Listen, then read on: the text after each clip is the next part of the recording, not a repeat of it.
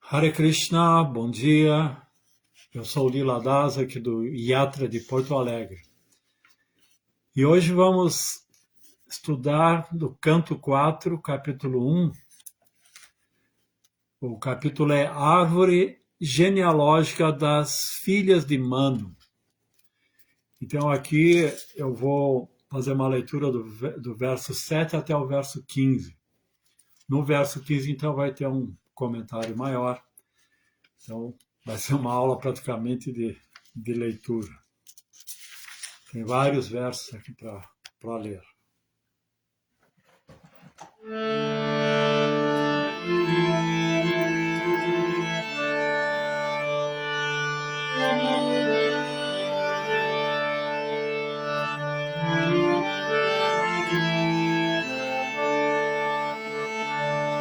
Jai Radha Madhava Jai Kunja Vihari Jai Radha Madhava Jai Kunja Vihari Gopi Chana Palava Jai Kirivara Gopi Chana Palava Jayo Kirivara Yashoda Nandana Brahmacharya Jana Yashoda Nandana Brahmacharya Jana Yamuna Tira Vanachari Yamuna Tira Vanachari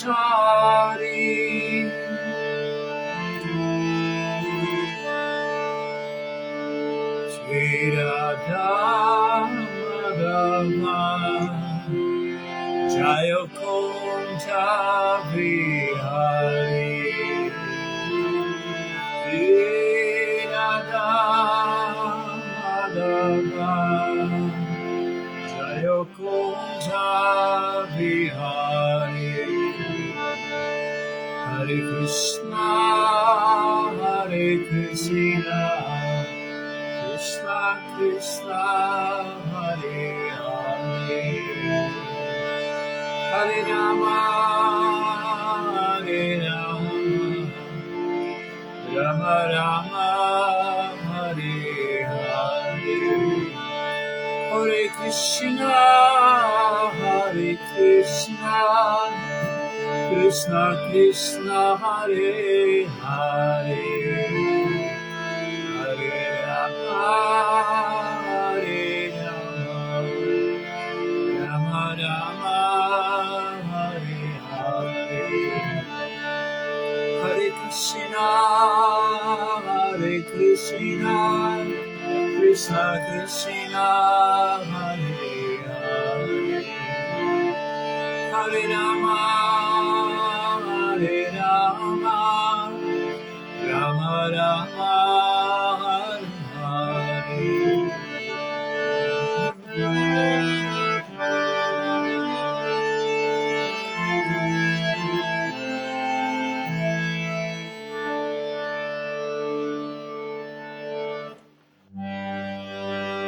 Namo Bhagavate Vasudevaya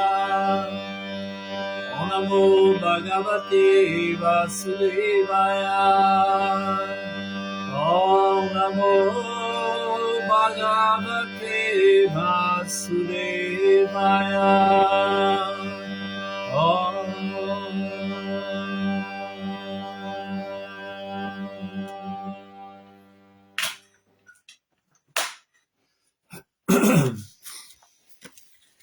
Então, o verso 7.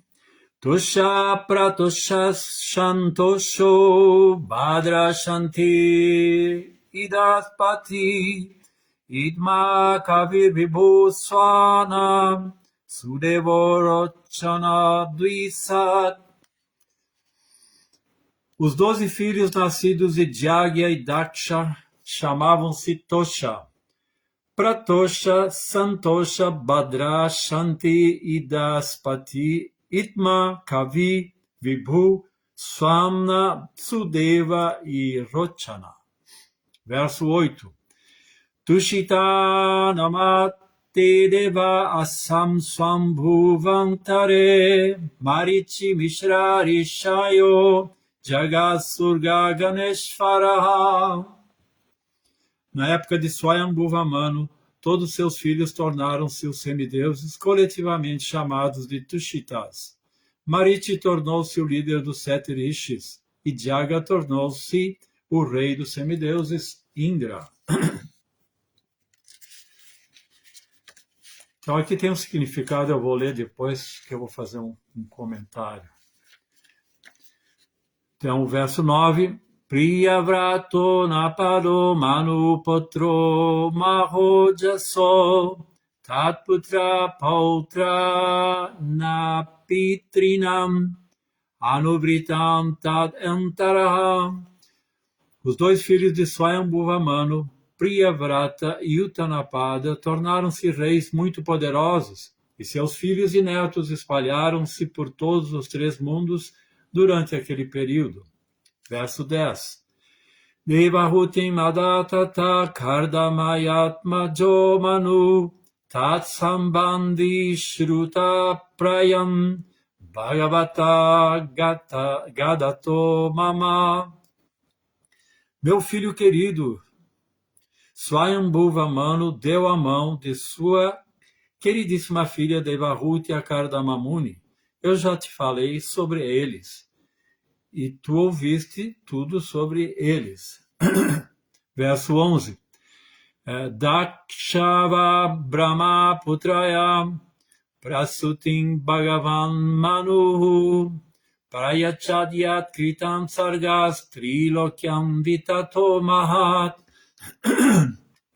Swayambhuva Manu deu a mão de sua filha Prasuti ao filho de Brahma chamado Daksha, que era também um dos progenitores das entidades vivas. Os descendentes de Daksha espalharam-se pelos 3 mundos. Verso 12. Yakardama sutta prokta nava brahmarshi patnaya tasham pasuti prasavan pratyamanam nibodame. Tu já foste informado sobre as 9 filhas de Kardamamuni, que foram dadas em casamento a 9 diferentes sábios. Agora descreverei os descendentes desses 9 filhos. Por favor, ouve-me.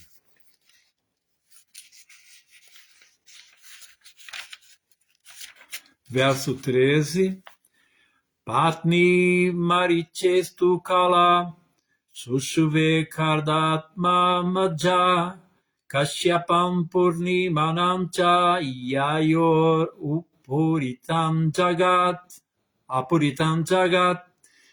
A filha de Kardamamuni, Kala, que se casou com Mariti, deu à luz 2 filhos, cujos nomes eram Kashyapa e Purnima. Seus descendentes espalharam-se por todo o mundo. Verso 14. Purnima Sutta Virajam Vishwagam Cha Parantapa Deva Kulyam Hare Pada Sochit Yad Bhut Saridivaha.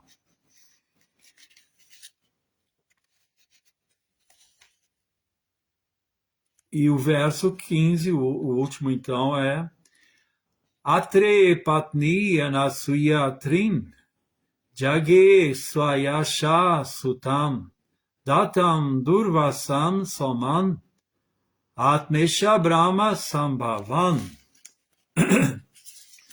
Esse significado eu vou ler depois para fazer o comentário.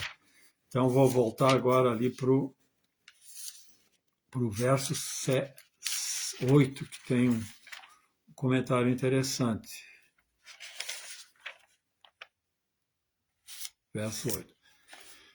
Hamagyana Timirandasya Gyananjana Chalakaya Chakshuru Militam Jena Tasma Shri Gurave Namaha. Nasci na mais obscura ignorância, meu mestre espiritual está iluminando os meus olhos com a chota do conhecimento, por isso eu lhe rendo minhas mais humildes e respeitosas reverências. Namam Vishnu Padaya Krishna Prestaya Bhutale Srimati Hridayananda Goswami Namine. Namaste Guru Hamsaya Paramananda Medase Prabhupada Pramodaya Dusta Siddhanta Nasne. Namam Vishnu Padaya Krishna Prestaya Bhutale Srimati Bhakti Vedanta Swami Namine. Namaste Sarasvati Devi Gauravani Pracharine Nirvishesha Shunyavadi Pastatya Deshatarine. Então, o verso 8. Na época de Swayambhuva Manu, todos esses filhos tornaram-se os semideuses coletivamente chamados os Tushitas. Mariti tornou-se o líder dos 7 rishis, e Jaga tornou-se o rei dos semideuses, Indra.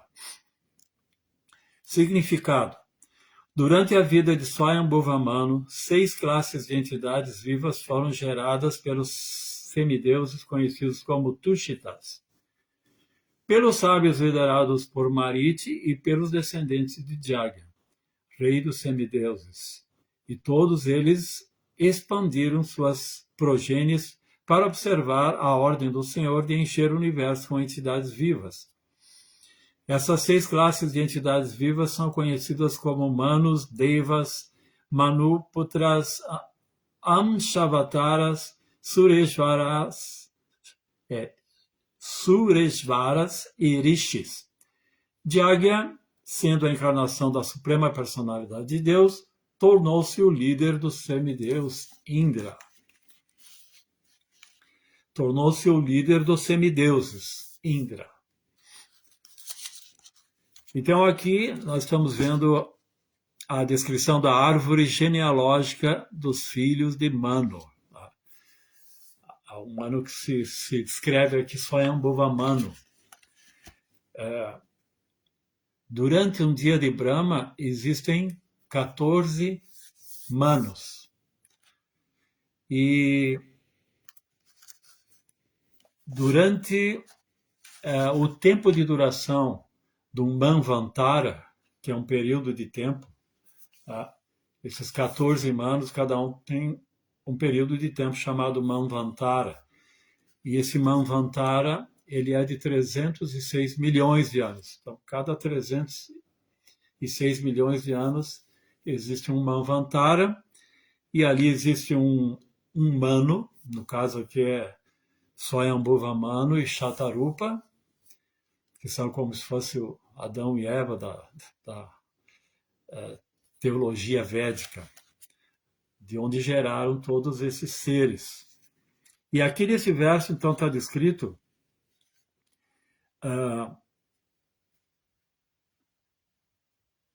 aqui está descrito estas 6 classes de entidades vivas são conhecidas como Manus. Os Manus são os que vão administrar os Manvantaras, são progenitores e mentores da humanidade. Devas, os semideuses. Manuputras, os filhos dos Manus. Amshavataras, que é interessante, Amsha-avataras são os avataras que vão se manifestar durante um Manvantara, durante o período de administração de cada Manu. E quando nós enumeramos as 6 classes de avataras, um deles é Manvantara Avataras.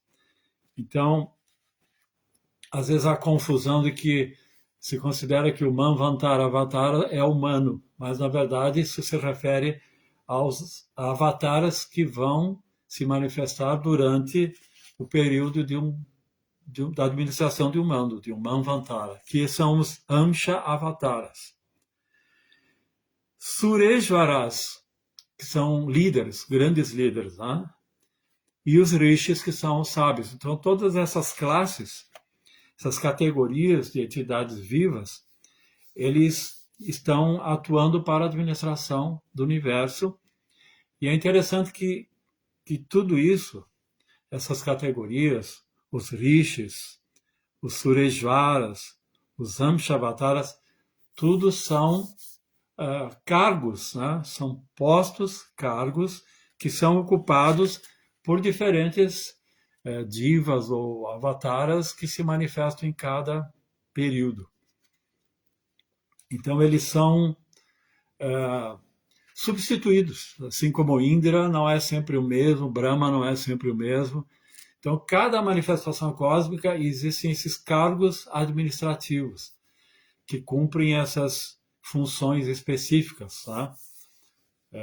Tanto os rishis, que têm a função de ensinar o conhecimento védico, como os líderes administrativos, né? Os manos, né? Como o próprio Indra, que é o rei dos semideus. Então é muito interessante isso, que tudo é cíclico. O tempo na tradição védica é descrito como cíclico. Então, em cada ciclo existem diferentes representantes desses cargos universais. E aqui é importante que nós estamos falando aqui é a gênese, tá? A origem das entidades vivas. Aqui está sendo descrito como Brahma está criando os seres humanos, os semideuses. E tudo é criado por Brahma. Agora podemos ver aqui que Brahma não está criando tudo isso do nada. Como na tradição da teologia abraâmica, do judaísmo, do cristianismo e do islamismo, Deus é apresentado como criador, mas ele cria tudo do nada. Por isso que o tempo dentro da teologia cristã é visto como linear, que houve um momento de ser criado, depois virá o Apocalipse e tudo então estará acabado. Mas dentro da tradição védica tudo é cíclico. Então aqui estamos falando de um ciclo. E em cada manifestação de um universo existe um Brahma e depois ele irá criar todos essas entidades vivas vão ocupar diferentes posições. Então já existiam os elementos materiais, né? Do Pradhana, do Mahatattva já existiam, e essas entidades vivas já existiam, estavam no ventre de Mahavishnu, numa forma manifesta, quando da devastação universal anterior. Então agora, Sr. Brahma está criando os corpos e ocupando os diferentes cargos de administradores e preocupado em gerar a progênie. Então, para quem estuda a filosofia védica e a filosofia ocidental, é inevitável um paralelo com a cosmologia grega apresentada por Platão no livro Timeu, que o Timeu foi escrito depois da República. E o Timeu é um diálogo platônico onde ele apresentará a cosmologia. E nessa obra é apresentado um personagem, uma divindade chamada Demiurgo. Então, o Demiurgo equivale a Platão, que assim como Platão, ele não criou, não está criando esse universo do nada, o Demiurgo também. A palavra Demiurgo significa um artesão, um artífice, um arquiteto. Então, o que o Demiurgo tem como função de plasmar as entidades vivas na matéria. As ideias que estão no mundo das ideias, elas serão plasmadas para a manifestação do universo. Né? Então, existe um arquétipo de um universo perfeito, de um mundo perfeito, que para nós é um mundo espiritual. Tá? Quando se fala em mundo perfeito, transcendental é o mundo espiritual, metafísico. E assim também Platão faz alusão ao mundo das ideias, inclusive ele explica que esse mundo é um reflexo pervertido desse mundo das ideias. Isso condiz plenamente com as descrições védicas. E esse demiurgo, então, ele irá plasmar, tentar reproduzir da melhor maneira possível essas ideias perfeitas, né? A ideia do homem, a ideia do semideus, a ideia de uma árvore, de uma cadeira, de os objetos dos sentidos, tudo tem um correlato perfeito no mundo das ideias. E assim, o Sr. Brahma também está dispondo das entidades vivas que têm seu karma e cada uma vai ocupar a posição, recobrar a posição e o estágio em que eles estavam quando da manifestação anterior. E nessa manifestação, a diferença fundamental da manifestação material com a realidade espiritual é o fator tempo. E existe uma passagem bem interessante fazendo um estudo comparativo.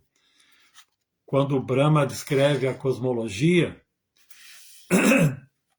ele entende que tinha que criar esse mundo material, mas qual é o critério que ele deveria usar para criar esse mundo material? Ele não poderia fazer uma cópia do mundo das ideias. Ele não poderia fazer uma cópia do mundo perfeito, porque dessa forma não haveria necessidade disso ser elaborado. Tá? Se eu vou fazer uma cópia do mundo perfeito, então vou fazer outro mundo perfeito, tá? Um mundo eterno, que uma das qualidades, características principais do mundo espiritual é que lá tudo é eterno, tudo é perfeito, tudo é eterno. Então, muito inteligente a conclusão de Platão de que não poderia criar um mundo igual, eterno. Então, ele criou o fator tempo. E a definição que Platão deu de tempo é muito interessante. Ele define tempo como a imitação móvel da eternidade. Bem interessante. A imitação, esse mundo, o tempo é uma imitação móvel da eternidade, porque no mundo eterno não existe o tempo, as mudanças, né? Tudo é perfeito. E quando falamos, por exemplo, do Pradhana, o Pradhana é onde estão todos os elementos que darão fundamento para a manifestação cósmica, mas num estado de equilíbrio perfeito. Ali os modos da natureza não estão manifestos porque ali é um estado de equilíbrio perfeito. Esse equilíbrio ele é alterado quando o Mahavishnu contempla o Pradhana, então se transforma em Mahatattva, onde existem todos os elementos, todo o potencial, né? Tudo está em potência, como diria Aristóteles, né? Tudo está em potência para depois gerar todas as manifestações materiais. Então, Platão também entendia que o tempo é o que dá movimento, mudança.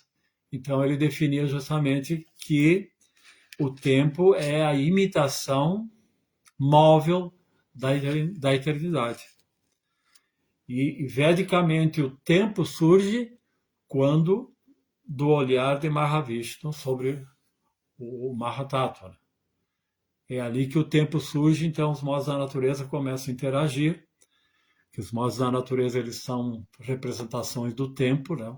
A criação, manutenção e destruição, isso é o próprio movimento, tempo é sinônimo de movimento, né? Então, nas duas criações, foi necessário o fator tempo.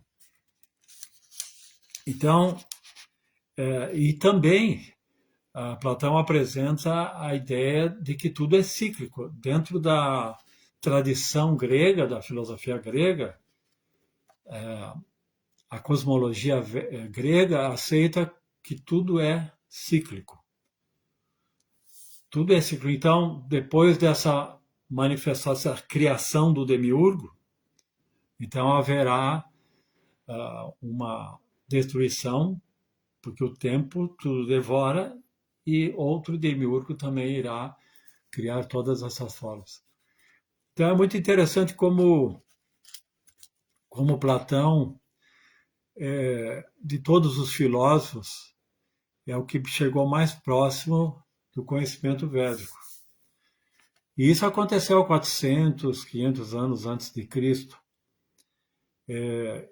E essa cosmologia apresentada por Platão no Timeu, ela é muito influenciada por Pitágoras, que era influenciado pelo orfismo.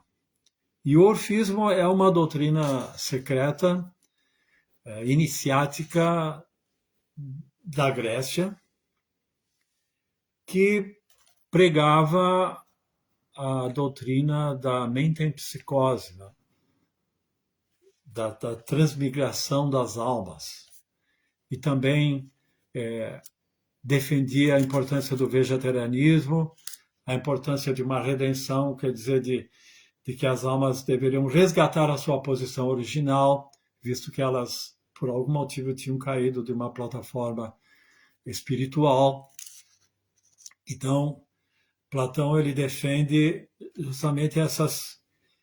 e há um ponto muito importante que eu estava vendo, que existe o mito de em que ali é explicado que as entidades vivas, depois da morte, serão julgadas, né, por um juiz, que aqui nós podemos ver uma relação com Yamaraja, e algumas vão então para mundos inferiores, outras para uma situação intermediária e outras para um plano celestial. Mas depois de um certo período de estarem nesses lugares, elas voltam para esse mundo. Então há muita... para justamente, através dos ciclos de reencarnação, resgatarem a sua condição original de almas perfeitas. Então aqui, quando se lê essa descrição, né, da cosmologia, e pode-se estabelecer um paralelo muito interessante. E eu estava vendo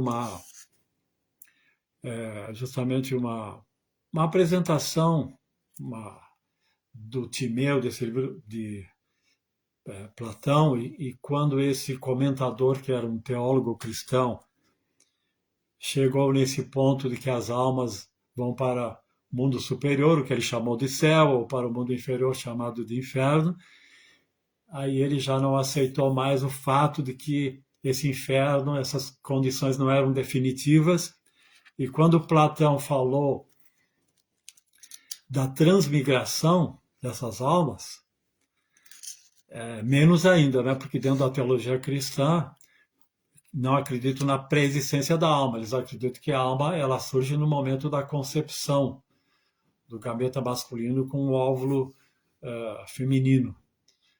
E Platão já defendia a pré-existência da alma, defendia a reencarnação.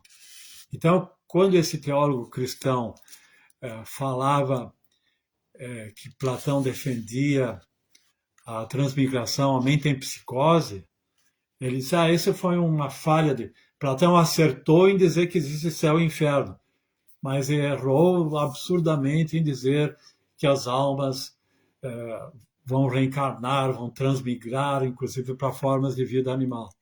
E mais ainda, no Timeu, Platão explica que as almas que não agiram dentro do Dharma, que ele chamava de justiça, na próxima vida vão nascer numa condição inferior.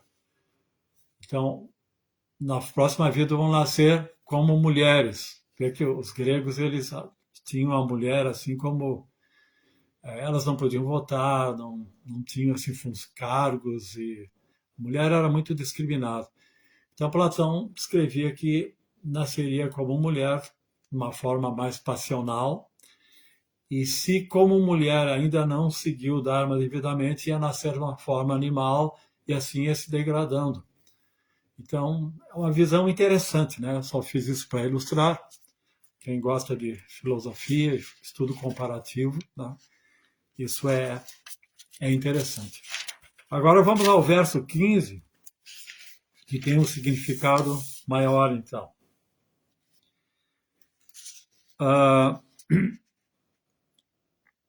O verso 15. Anasuya, esposa de Atrimuni, deu à luz a 3 filhos muito famosos, que é Soma, Dattatreya e Durvasa, que eram representações parciais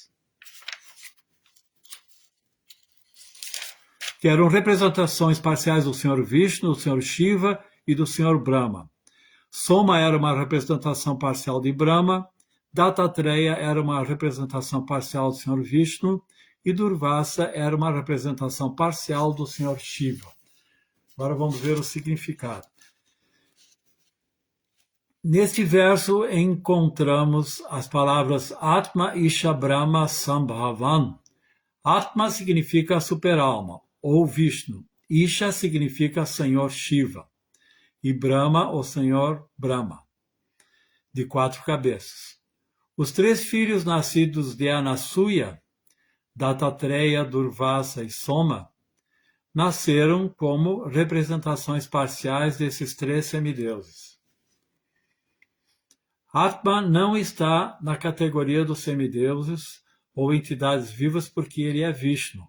Portanto, ele é descrito como Vibhinamsa Bhutanam, a super-alma. Vishnu é o pai que dá a semente de todas as entidades vivas, incluindo Brahma e o Senhor Shiva. Outro significado da palavra Atma pode ser aceito desta maneira.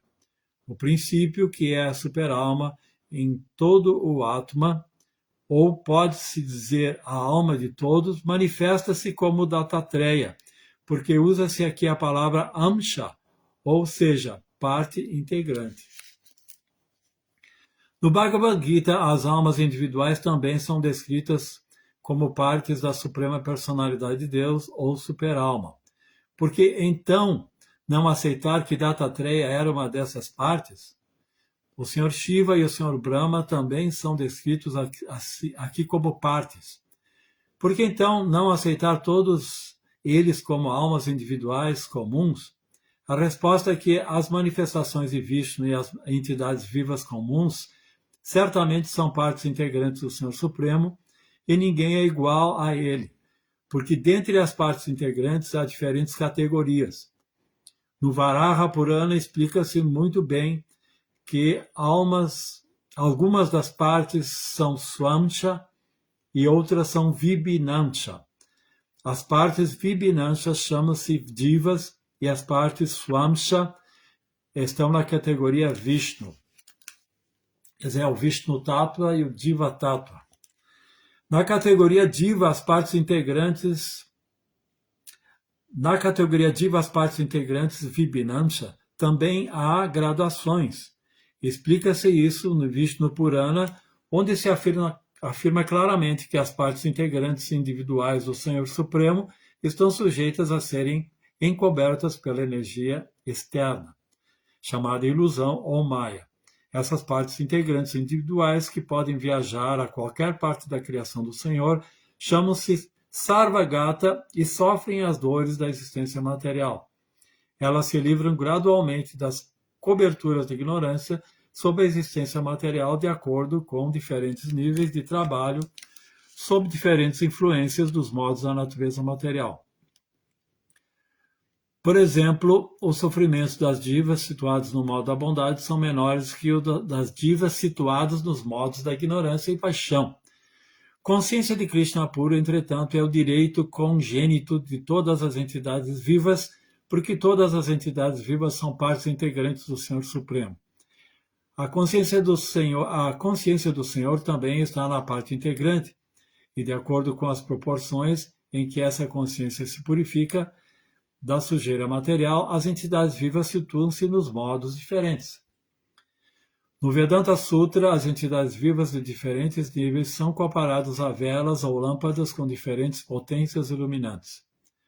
Por exemplo, algumas lâmpadas elétricas têm poder de 1000 velas, outras têm o poder de 500 velas, algumas têm poder de 100 velas, outras de 50 velas, etc. Mas todas as lâmpadas têm luz. A luz está presente em todas as lâmpadas, mas a graduação de luz são diferentes. Analogamente a gradações de Brahman, as expansões Vishnu Swamsha do Senhor Supremo sob diferentes formas de Vishnu são como lâmpadas. O Senhor Shiva também é como uma lâmpada. E a potência iluminante suprema ou a luz de 100% é Krishna. O Vishnu Tattva tem 94%, o Shiva Tattva tem 84%, o Senhor Brahma tem 78%. E as entidades vivas também são como Brahma, mas no estado condicionado seu poder é ainda mais tênue. Existem gradações de Brahman e ninguém pode negar este fato. Portanto, as palavras Atma Brahma Sambhavam indicam que Dattatreya era diretamente parte integrante de Vishnu, ao passo que Durvasa e Soma eram partes integrantes do Senhor Shiva e do Senhor Brahma. Então, vou tentar explicar aqui. É que aqui, de Atrimuni e Anusuya, nasceram 3 filhos. Tá? Esses, na verdade, vamos contextualizar. Atrimuni e Anusuya tinham o desejo de ter um filho que fosse como o Senhor Supremo.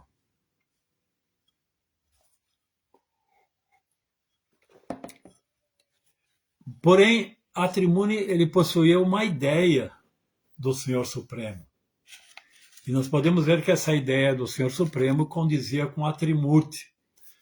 É um Deus com o poder de criar, manter e destruir. Então, na verdade, ele meditava em Deus como somatório desses modos, paixão, bondade e ignorância. E ele praticou austeridades muito rigorosas por muito tempo. E quando ele atingiu a perfeição dessas austeridades, ele viu que diante de si manifestaram-se esses 3 deuses divinos, Brahma, Shiva e Vishnu. E ele ficou muito surpreso, porque, como ele declarou, isso nós vamos estudar em versos posteriores. Mas eu gostaria de adiantar algo aqui para contextualizar. Ele declarou, então, para esses 3 deuses, eu estava meditando em um Deus apenas e aparecem vocês 3. Tá? Ele presta reverência, faz orações. Tá? E então eles explicam que a concepção dele incluía os 3, não era assim bem definida. Então os 3 foram atraídos pelas austeridades, pelo resultado, determinação desse Atrimuni. Então, ele queria um filho igual ao Senhor Supremo, porém isso não é possível. Porque se ele tivesse um filho igual ao Senhor Supremo, teríamos 2 senhores supremos e não existiria mais um Deus absoluto. Então, para que o desejo dele fosse satisfeito, cada um desses deuses do Trimurti ofereceram, então, uma expansão de cada um. E aí vem a questão que Prabhupada explica, que Amsha significa uma parte. Então, de Vishnu nasceu Dattatreya, com qualidades do modo da bondade. Inclusive, Dattatreya foi um grande sadhu, um grande sábio, e que administrou, que ensinou Ashtanga Yoga.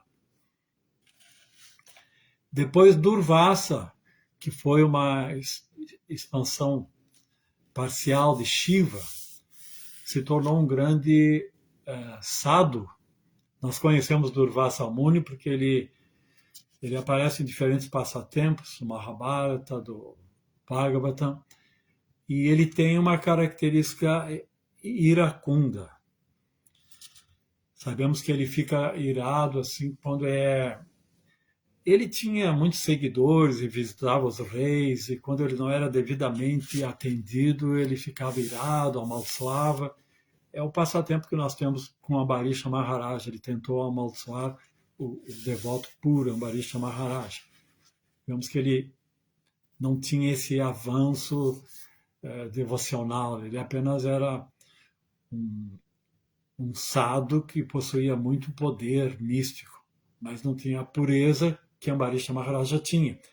Então ele conserva essa qualidade de tamas.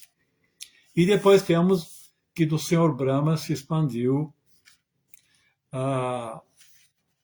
o Soma ou Chandra, o deus da lua, que tem essa característica passional, que a lua rege também o modo da paixão, a mente. Por isso que é adorada por poetas, por músicos, né? Por apaixonados. A lua tem essa relação com a mente. Inclusive, a lua rege o sabor dos alimentos, a seiva das plantas. Então, é interessante que aqui Prabhupada ele explica que Dattatreya era um swamsha, era uma expansão parcial de Vishnu, e não poderia ser igualada, então, aos outros. E aqui Prabhupada ele comenta que as entidades vivas, as divas, também são expansões. E assim como as expansões Vishnu Tattva, né, que são Swamsha, e as expansões Vibhinamsha são as expansões Diva Tattva, mas estão em categorias diferentes. E aqui Prabhupada explica que, mesmo dentro das expansões Swamsha, que são as expansões de Vishnu, existem diferentes categorias. E dentre as expansões Diva, existem diferentes também graus de iluminação, graus de consciência. Então nós podemos ver aqui, eu acho que é uma analogia dada no Vedanta Sutra, que as entidades vivas são comparadas a diferentes graus de iluminação. Então existe o exemplo das lâmpadas, o exemplo das velas, que todas elas possuem luz. Mas existem lâmpadas que têm o poder de 10 velas, outras de 100, outras de 1000 velas. Podemos ver as entidades vivas, né? Vemos Prabhupada, por exemplo, como ele era iluminado, e outras entidades vivas estão na mais completa ignorância. Podemos ver Brahma, que é uma entidade viva, mas vemos o poder, o quão ele é iluminado. E como nos Vedas tudo é detalhado e medido até, nós podemos é explicado aqui que o Vishnu, em que grau os componentes da Trimurti, Shiva, Vishnu e Brahma, estão situados comparados com a luminosidade de Krishna. Né? Então, Krishna tem 100% de luz, ou das qualidades divinas de Deus, do Absoluto. Vishnu, ele possui 94% de todas essas qualidades. Brahma, a Shiva, já é 84%. E Brahma possui 78%. Porque, na verdade, Brahma é uma diva. mas ele é um Shaktiavesha Avatar, é uma diva empoderada para a missão de criar o universo. Imagina que para criar um universo é necessário ter muito poder. Uma diva em si mesma, ontologicamente falando, não teria o poder de criar o universo, mas ele recebeu esse poder. Então, esse poder ele alcança até 78% das qualidades do absoluto, das qualidades divinas. Então, Brahma é praticamente um deus. Então, ainda considerando a questão de Atri-Muni, que Atri-Muni ele tinha uma concepção não muito definida de Deus. O seu nome, a sua imagem, a sua forma. Então, por isso, ele apareceu para ele as três personalidades da Trimurti, Brahma, Shiva e Vishnu. E isso é um ensinamento que tudo no Srimad Bhagavatam é didático, né? Tudo é um ensinamento, através do exemplo de grandes personalidades. Então, como é importante que tenhamos uma definição de quem adoramos, porque a consciência que você tem, a concepção, a definição que você tem em relação à identidade daquilo que você adora é o que vai influenciar o resultado.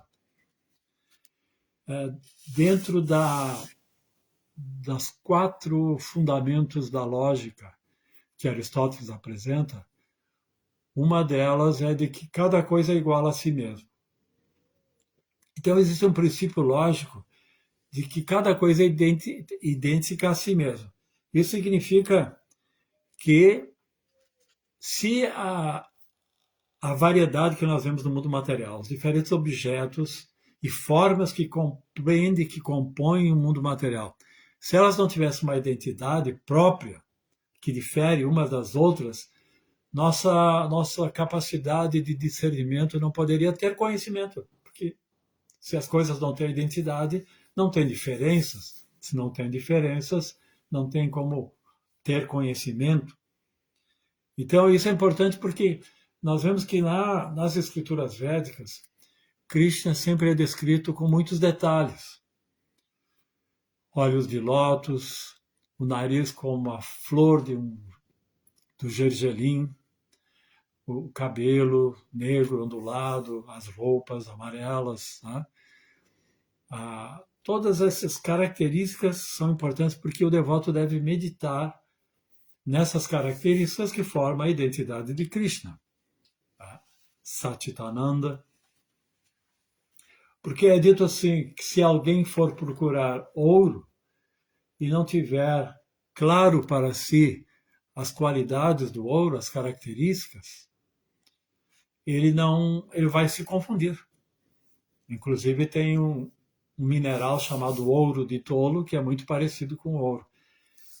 Então, quando alguém adora Shiva, ele tem que conhecer Shiva, saber dos seus atributos. Quando adora Brahma, quando adora, no caso, nós adoramos Vishnu, somos Vaishnavas, adoramos Krishna. Então, temos que ter essa identidade, essa concepção definida. Esse é um ensinamento aqui da...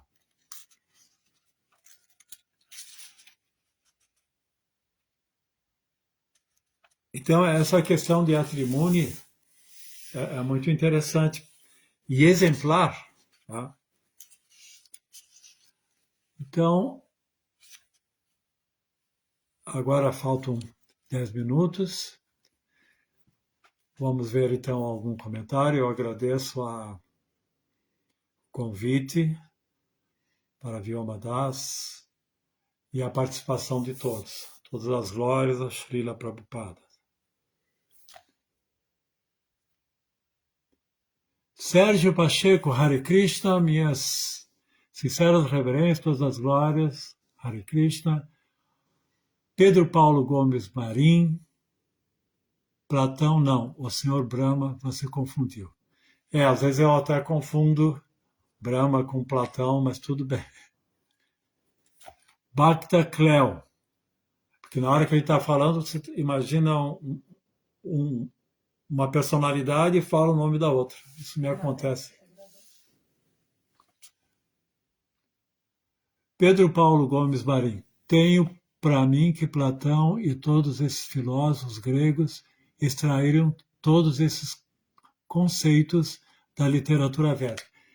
Isso é muito interessante colocar aqui, porque é uma das questões que me ocorreu, né? Principalmente quando nós vemos o morfismo, Pitágoras, que são mais antigos do que Platão. E existe uma teoria de que nessa época predominava o Império Persa e existia muito comércio. E, inclusive, Pitágoras viajou muito. É dito que Pitágoras viajou muito para o Egito e várias partes daquele mundo ali do Mediterrâneo.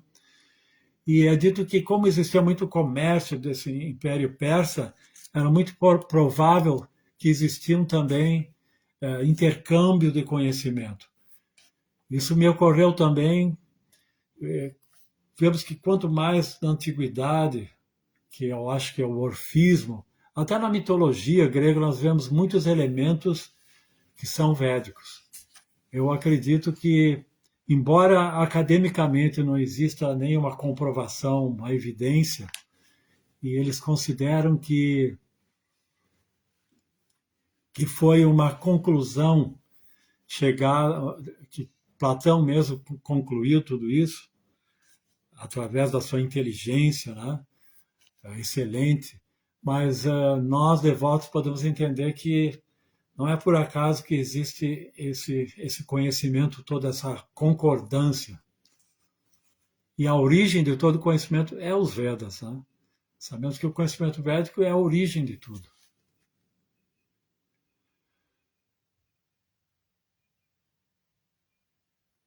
Pedro Paulo Gomes Marim, Jai Prabhupada Lila das reverências. Marcelo A. Magalhães, Hare Krishna, bom dia, reverências, Lila das Prabhu. Marco Ferrari, bom dia, Jai, Hare Krishna. Sérgio Azevedo, Hare Krishna. Luiz Rocha. Bhaktinval, Hare Krishna, bom dia, reverências. Sundarangi Devidas, bom dia a todos e a todas. Hare Krishna, minhas reverências. Prabhu Lila Das, Haribol Mataji. Haridarshana Das, Srila Prabhupada Ki Jai, reverências, Lila Das. Prabhu, reverência a todos os presentes.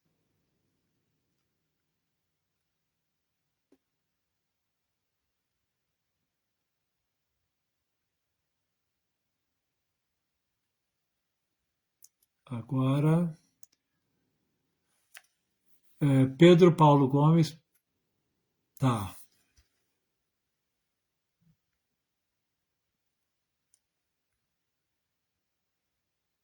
Sundarangi. Sérgio Pacheco, Hare Krishna, minhas sinceras reverências, todas as glórias, Srila Prabhupada. Então, eu acho que é isso.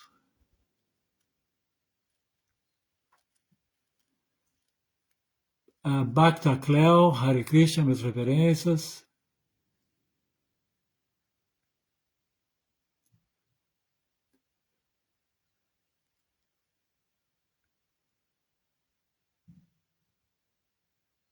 Eu acho que é isso. Então,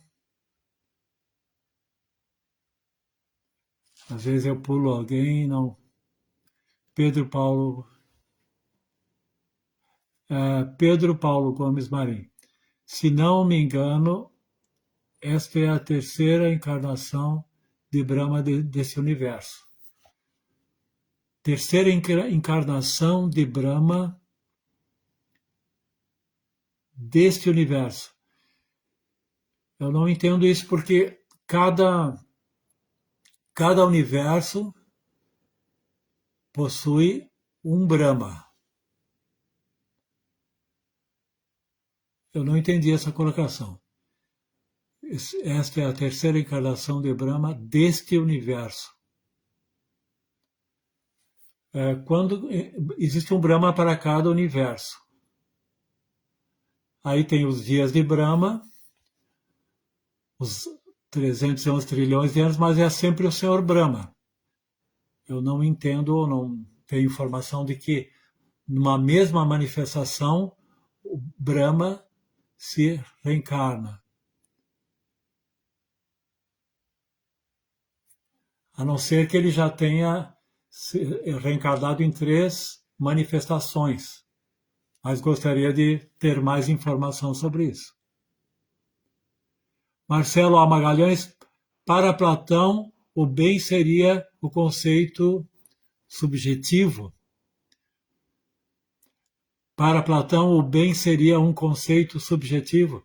Não, Platão ele considerava o bem, o supremo bem. A ideia de Deus para ele era o supremo bem. E o bem não seria subjetivo, porque aí se cai no relativismo. O que é o bem para um é o mal para outro, não.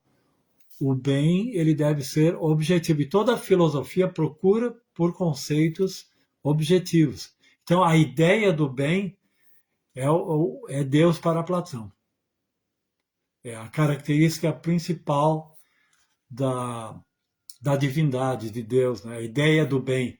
Inclusive, quando no mito da caverna, quando o escravo pôde se libertar e contemplou a luz que quase cegou seus olhos, essa luz justamente que ele encontrou fora da caverna é a ideia do bem.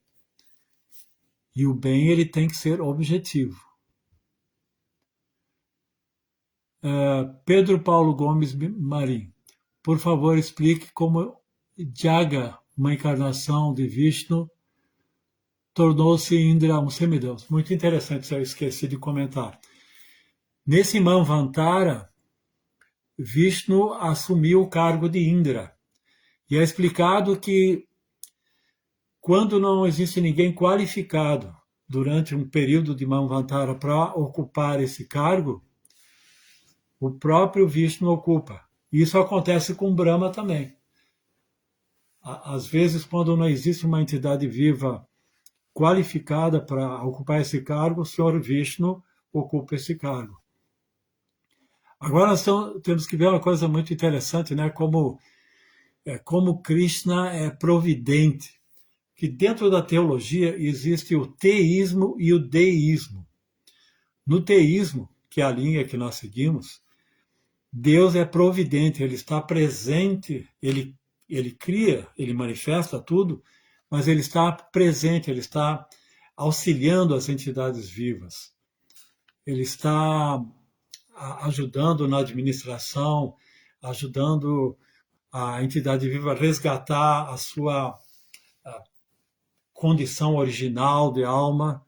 Ele deseja que nós voltemos para o mundo espiritual. Então ele faz todos os arranjos, né? E até isso, quando falta um administrador, ele ocupa o cargo. Assim como para Vioma, né? Essa é a mesma coisa. Quando um palestrante não pode, ele vai suprir esse cargo, porque ele não deseja que o programa pare, né? Então é um ato de responsabilidade.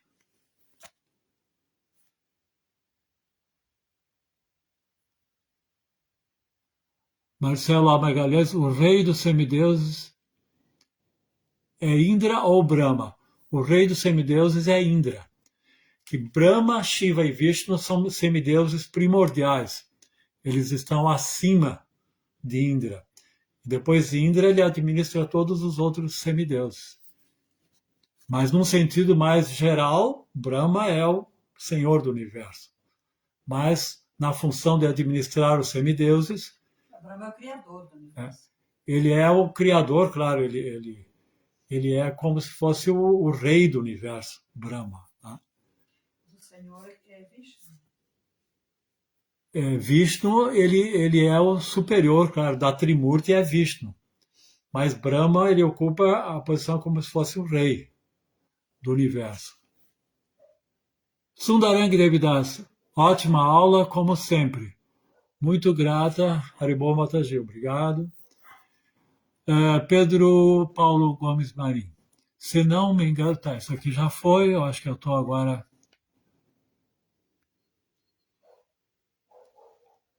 Bom dia a todos.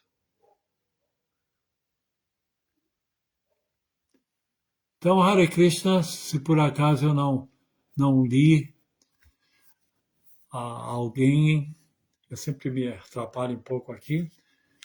Todos tenham um bom dia, então. Todas as glórias a Srila Prabhupada. E obrigado pela participação de todos.